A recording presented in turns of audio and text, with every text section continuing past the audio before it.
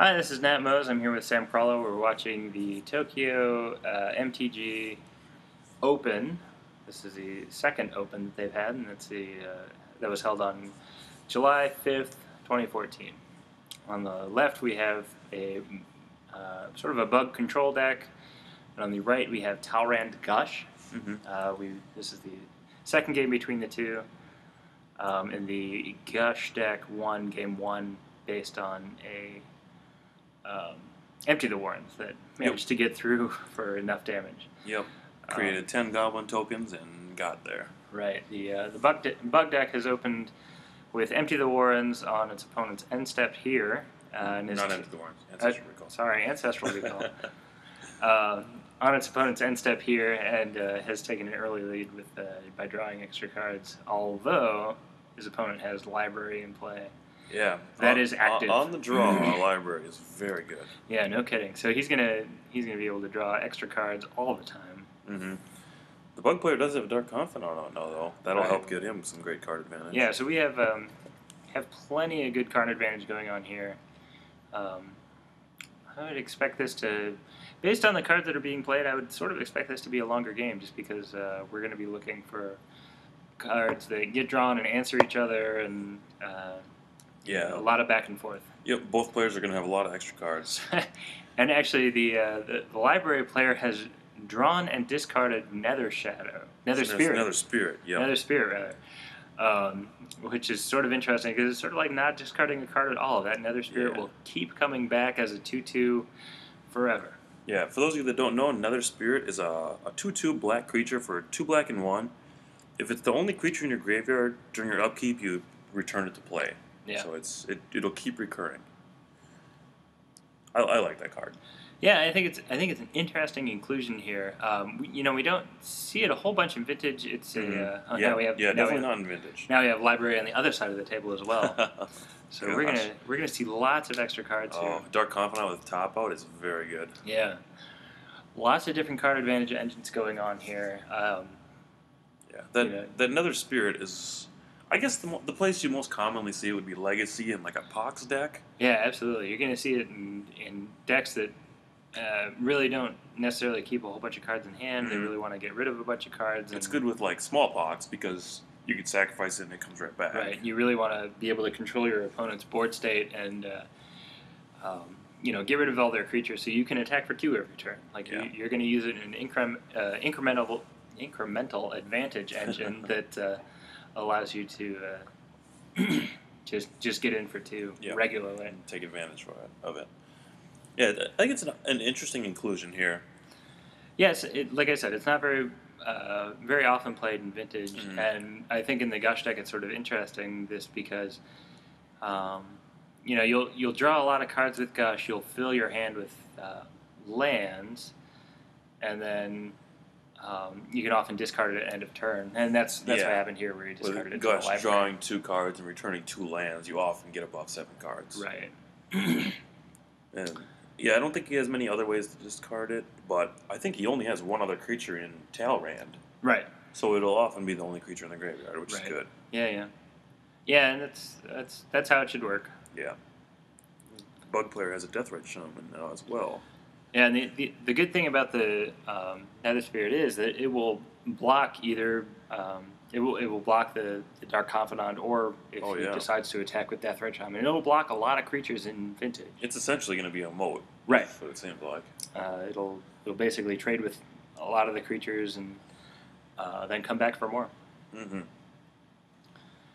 So I think there's, as we mentioned, there's going to be a lot of drawing cards, some sort of a lot of different options for both players, depending on what they want to do.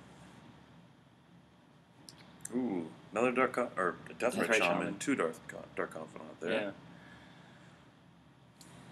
Yeah. Yeah, the bug deck on the left,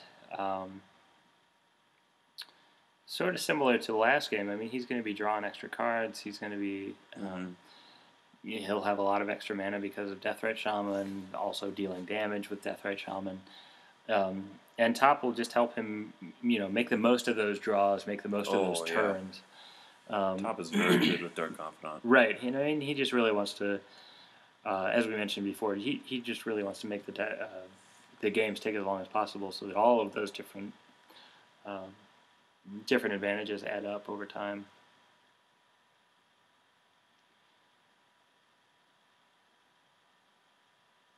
Flaring Academy here? Oh, Yeah. we don't have any. Oh, he has top, so he has one top. artifact. Yeah. So it's active at least. Yep. That's good. Let's see what he's going to do here. Yeah, a lot Suspense is killing me. I know a lot of deciding on what's going on. He's going to play... Ooh, Shadow Mage Infiltrator. Yeah, Shadow Mage Infiltrator. We don't really see a whole bunch of that. No, not too often. I know that Dimir Cutpurse, which is sort of similar, was played in the Sullivan solution back in, 2006? That was a while ago, yeah. 2007? That was before I played competition. Shadow Mage Infiltrator is a good part of that. It's you have the unblockable, it's a semi-unblockable ability to attack, and then he also draws you a card. The bug player is going to be drawing a lot of extra cards here between Shadow Mage Infiltrator and Dark Confidant. Does he just draw a card when he deals damage? Yes. Like this? Okay. And actually, I believe the Shadow Mage Infiltrator would have Fear, so it would be able to be blocked by the Nether Spirit. Okay. Unfortunately. Yes. Right, yeah. And they wouldn't trade because the 1/3 Infiltrator and the 2/2 Spirit don't actually kill each other. They would just do nothing. Right. Also, sort of interesting that the bug player has 2 invitational cards in play. Yep, 2 invitational wizards. I wonder if he'll have Snapcaster Mage later on.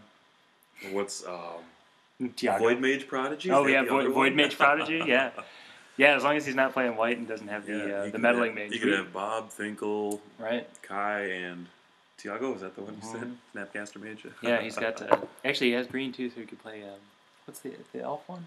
Oh, Sylvan Caretaker? Yeah, Sylvan Caretaker, that's it. Holly Ratty. Who's that one? Holly Ratty? I don't know that one. Oh, what was the one? The white one. It cost a white and 3. Oh, and it gets 2/2. Ranger. Ranger of Eos. Ranger of Eos, that was yeah. a French player. Yeah. Oh, right. Ruel? Yeah, Olivier. Yep, that's it.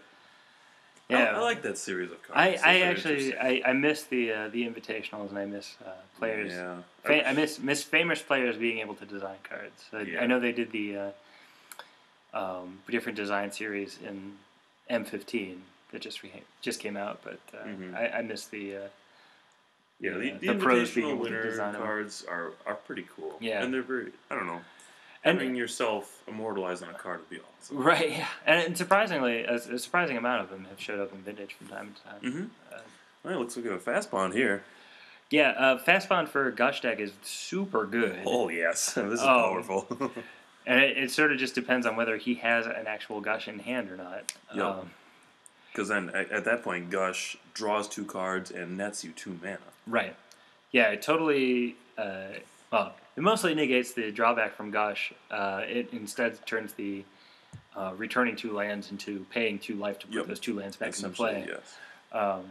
And since, life is sort of expendable in Vintage. It's a resource. Right. Yeah, you have to take advantage of that, and being able to put extra lands back into play is very good. Yeah. If the Gush player is ever able to resolve a few Gushes and then like a Yawgmoth's Will, right, he'll have incredible card advantage. Right.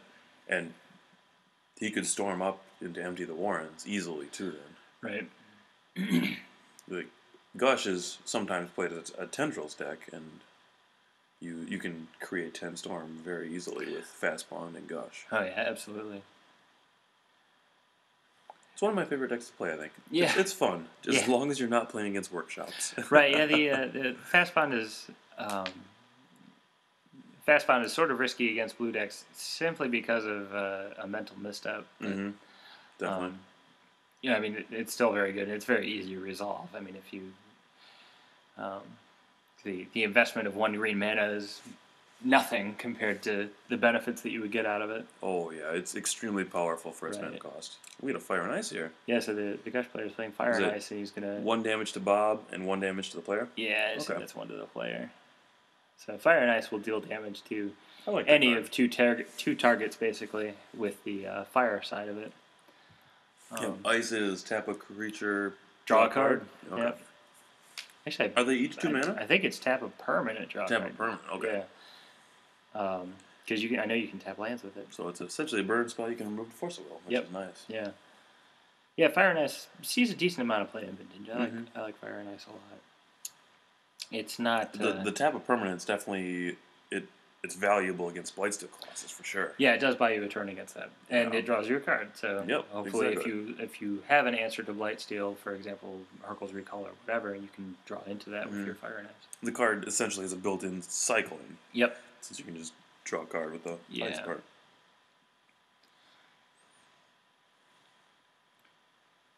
All right, what's going on? Yeah. So now that the Gush player has removed the Dark Confidant, like there's really no benefit to attacking with the Infiltrator. So the only damage potential on board right now is the Deathrite Shaman, which is definitely online. Yeah. Oh, sure. That's gonna start adding up quickly here. I believe it already has been.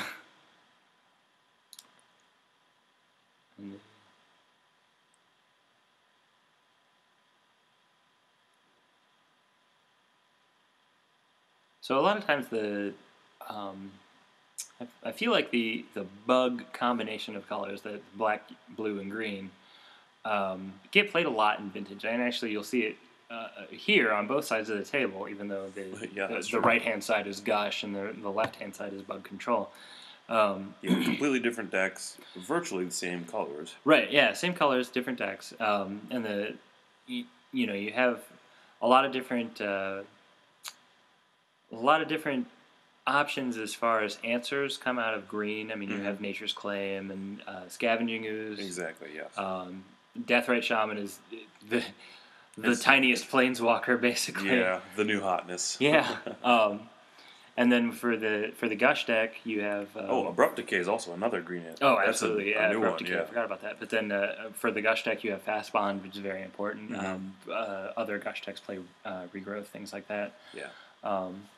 And this Gush deck actually does splash red too for the Empty the Warrens that we saw last game. And I'm sure he has Ancient Grudge and obviously Fire and Ice, things like that. Yeah. But the three colors, black, blue, and green, really do give you a lot of different answers for a lot of different things. Yep. There's so many different directions you can take at that point. Right. And you even look in things like Tarmogoyf, which is just a big attacker.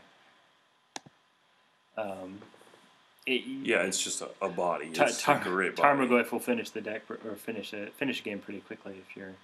Did he put 2 fetch lands back there? I think. I didn't see what the top card was. I knew one was a Delta. Delta, right? Yeah. Ooh, Black Lotus, Black Border Lotus. Yeah, we see a lot of these TokyoMTG videos actually have pretty impressive decks. Like these decks are very impressive. For one, I don't think anyone's playing proxies, and for two, I think a lot of them are bordered and. Do we even know if proxies are? They must not be. In the games that we've seen, they must be sanctioned. Out of 6-7 of them, they must be sanctioned Vintage, which is pretty impressive. And a lot of awesome. I mean, these are all except for the Naya deck in round 1. Yeah, a lot they've of all been pretty much fully powered. Yeah, as far as we can tell. Looks like we have Talrand in this game. So Talrand is an interesting option for Gush decks. It's almost like a Storm card in a way. It very much is a Storm card, and it's a Storm card that you play first. Yeah. Rather than playing after a sequence of cards. So you play your Talrand and you then play spells after it. For example, this Gush here. Yeah. Gush being played for free and gives you a free 2/2. Every instant or sorcery gives you a 2/2 flyer, which is actually pretty much a threat. I mean, he played his Talrand and then played the spell he would play anyway, and suddenly he has a 4/4 attacker. I mean, that's pretty strong. And he'll just keep drawing cards here. And, his opponent will use his control options on board to see if he can neutralize that Talrand. Yeah, if he doesn't answer Talrand, that's going to get out of control quickly. Yeah, absolutely. Do they have flying as well, the tokens? Yeah, the tokens are drakes. Yeah, 2/2 flyers. They're like tiny dragons. Tiny blue dragons. Is that what a drake is, like a definition of? Is it a small drake? In Magic, yes. Okay. I think a drake is a tiny dragon. I remember when I started playing the game being frustrated because they were not dragons. Yeah, right. Yeah.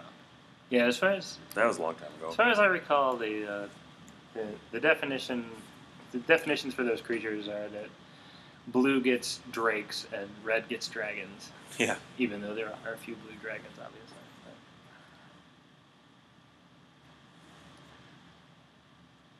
So, the Gush player is playing extra mana thanks to his fast bond, and he'll be able to play some more instants and sorceries here to power up Talrand, basically. Yeah. Another nice thing about fast bond too is you don't always have to play all your lands. You Yep. can, if you have no way to use it, you can just play your land for turn and just keep slowly playing your lands instead of comboing them into play, I guess. Ooh. Time Walk is pretty good here. I love Time Walk. Time Walk with Talrand, Time Walk with Young Pyromancer, very, very good. Obviously, you get the extra creature, you get the extra attack. He's playing Demonic. So I wonder if he has a way. Oh well, is he just going to Yawgmoth's Will? He could just eat Yawgmoth's Will here, and then he could just Time Walk again. Yeah. So he's going to play Demonic Tutor and go to a second turn. Extremely powerful. I'm just going to go out on a limb and guess that that's Yawgmoth's Will. I would probably put money on that. Yeah. Yawgmoth's Will. Because if Time Walk resolved, I'm pretty sure Yawgmoth's Will. Yeah, the bug deck hasn't played anything to stop any of this. It's kind of surprising because he's had Dark Confidant and Top online, and Jason play as well. Yeah. Oh, okay, he had to bounce with. He bounced Another Spirit. Oh, yeah, okay. he bounced Another Spirit. Interesting. Yeah, because that was locking up his game state. I think you can see Yawgmoth's Will there on the right side of his hand. I'm pretty sure that's what he got. But he's gonna untap all his lands. He's got a billion mana in play and a bunch of creatures and safe to say you can cast almost anything at this point. As you can see, we're winding down to the end of this match. Is Talrand just a 2/2? Yeah. Okay. And I assume definitely keep him back. He's gonna play. Ooh, Talrand is abrupt decay proof as well. That's absolutely. I never thought about that before. So it's Yawgmoth's Will. He did get Yawgmoth's Will, and I assume that the only thing we really need to play here is going to be Time Walk. Does he have Ancestral in his graveyard as well? Yes. Oh boy. I believe he has Ancestral, and I know he has a Demonic Tutor. Nope, and he scoops it up. So yeah, his opponent's going to scoop him up here, facing 10 Drakes.